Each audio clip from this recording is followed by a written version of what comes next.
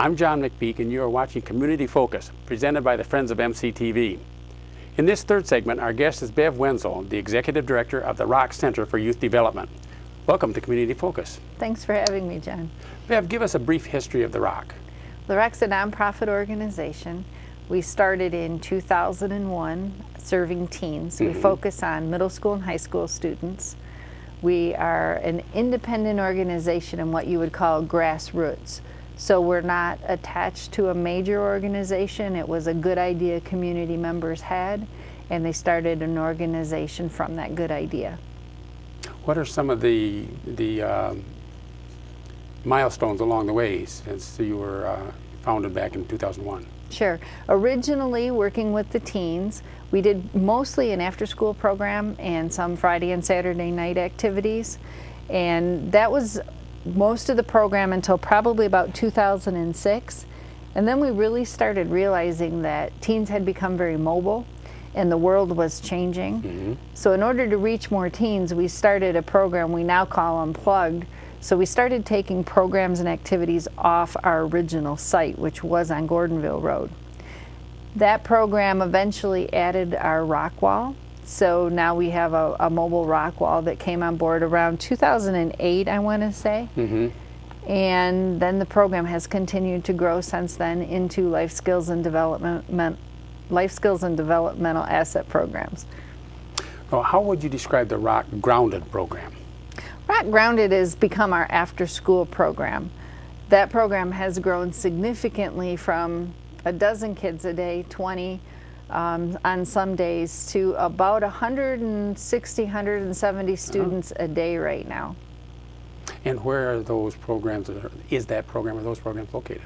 Sure. Well, we have 3 locations for it. We're on the campus of Jefferson Middle School and Northeast Middle School.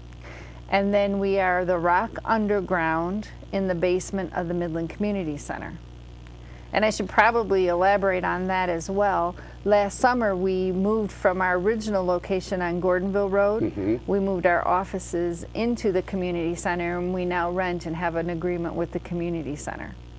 Oh, now these programs, the Grounded program is every school day?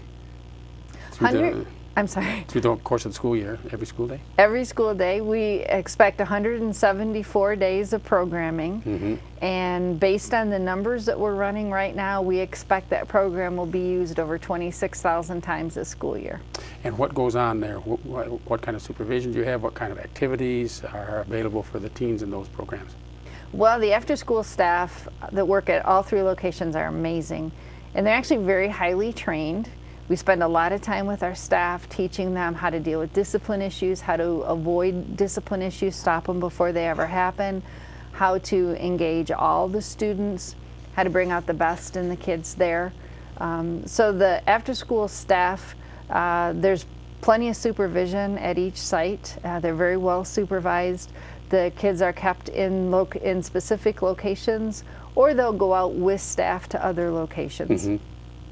Those programs we feed the kids every day. We have tutors. We partner with Northwood University and occasionally our own staff, but we have tutors every day, and they do the homework with the kids. Parents love us. Kids takes a lot of stress off families when kids go home and their schoolwork's already done. And then we started a new program with that called Rock Bucks. So not only do kids get to get their homework done in the Rock After School program, but they get paid for doing it. And once they save up Rock Bucks, we have a store that comes around once a month, and they can buy anything from food to headphones or movies or anything that teens might like. One neat story this year, we had one student, she saved up all of her money and from Rock Bucks over the school year, and she used it to pay for a trip to Cedar Point. Oh, that's neat.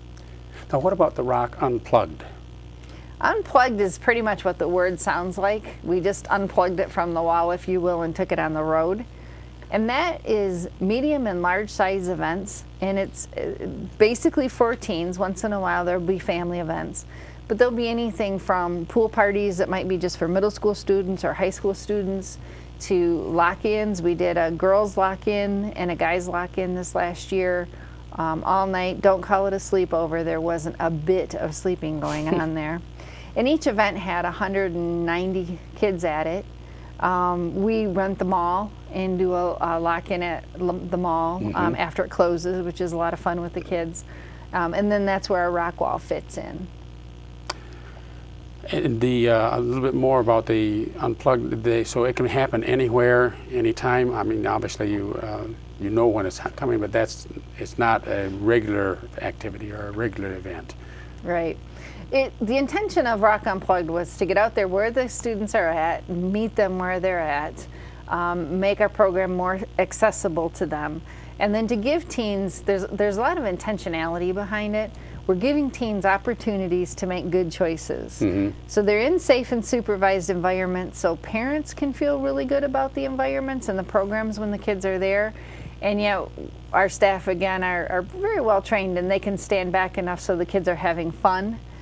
They also have a chance to interact with all the kids, so it might be an opportunity to get to know kids, to invite them into other programs, that sort of thing.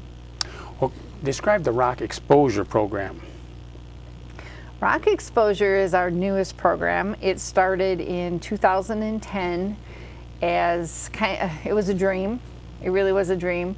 We were looking to bring hope to a generation, and we wanted to have a procedure, a process that we could help young people desire success for their own lives. So we've been on a bit of a journey. In 2010, our first class was a dozen students, and we started learning from there and working with the kids. We've had great success as we've gone along. And in a nutshell, the Rock Exposure program is life skills and character development presented in a tangible way that's intended to have lifelong impact. And this is held in schools throughout the county or the greater Midland County area on a contract basis, or how does that work? Well, it works a little different with every school that we work with, but we're happy to say we're in all 4 of Midland school districts.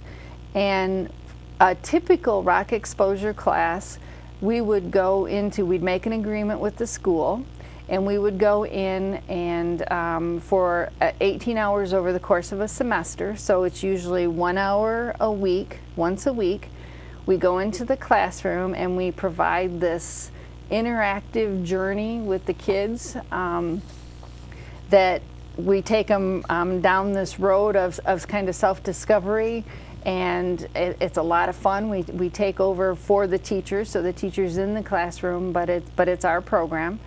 And the kids, there's a different program for middle school, for high school, for summer school, and then for tangible life skills like independent living.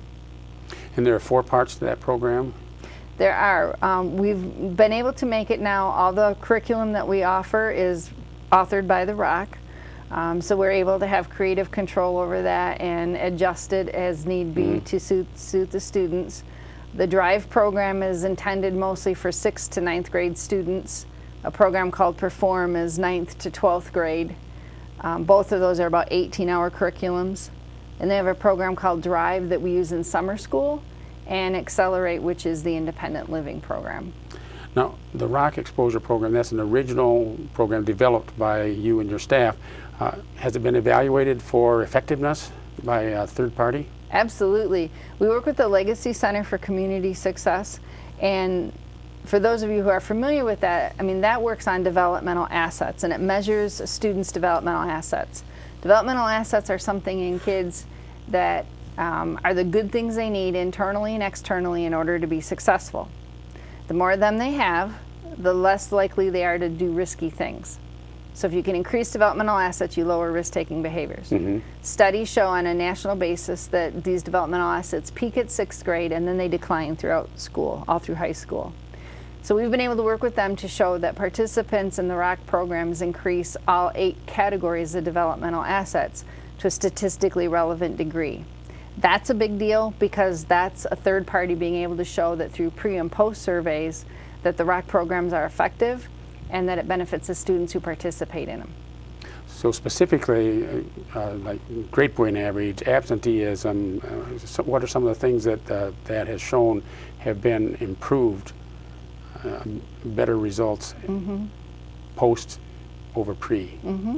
Well, developmental assets are things that are kind of abstract. So it might be if you feel safe in your community, or if you have self-worth, or if you have resilience skills, or if you're able to say no and resist different activities and behaviors. So those are kind of the abstract things that you can see go up and go down.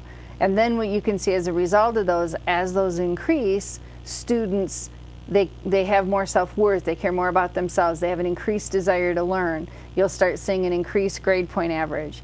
At the same time, you're seeing risky behavior go down. So they're less likely to abuse drugs or alcohol or make life-altering choices. Now, what would you like our viewers to do with this information that you've given them today? Well, I would love them to go to our website and check it out. It's therockc4yd.org. Give us a call at 989-835-2542.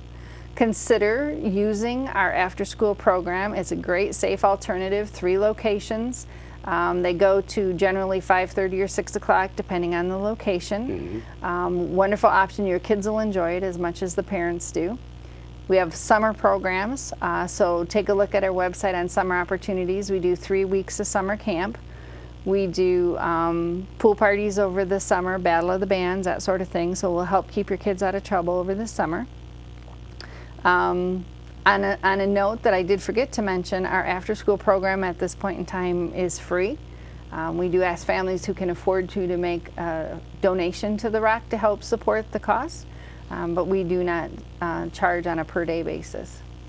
Well, Bev, thank you for joining us and telling us about the Rock Center for Youth Development and your programs. We're glad that you joined us for the June installment of Community Focus. We've enjoyed hearing about some useful, informative, and educational activities that we can all look forward to in Midland in the coming weeks. And remember, if your club or nonprofit organization would like to join us at this table in the months to come, find our application online at MCTV's section of the city website, or visit MCTV in person to submit an application. We'd love to have you be part of Community Focus.